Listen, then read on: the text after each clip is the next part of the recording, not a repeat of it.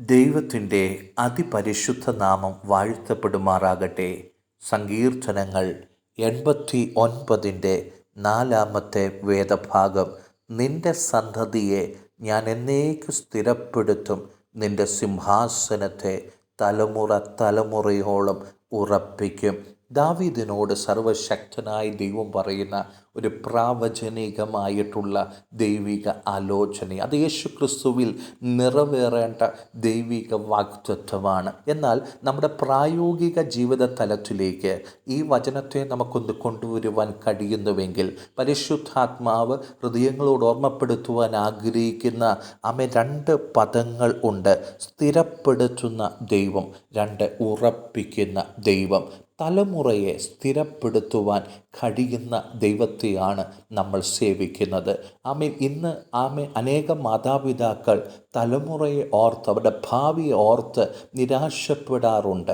എന്നാൽ ദൈവത്തിൻ്റെ വചനത്തിന് വളരെ ശക്തമായി ഓർമ്മപ്പെടുത്തുവാനുള്ളത്, നിങ്ങളെ വിളിച്ച ദൈവം വിശ്വസ്തനാണ് എന്ന് നിങ്ങൾക്ക് വിശ്വസിക്കാൻ കഴിയുന്നുവെങ്കിൽ, ആ ദൈവം നിങ്ങളോട് പറഞ്ഞ വാഗ്ദത്തങ്ങളൊന്ന് ഓർത്തെടുത്താട്ടെ. ആ വാഗ്ദത്തങ്ങളിൽ നിങ്ങൾ മാത്രമല്ല, നിങ്ങളുടെ തലമുറകളും ഉൾപ്പെട്ടിരിക്കുന്നു എന്ന് തിരുവചനം ഓർമ്മപ്പെടുത്തുന്നു.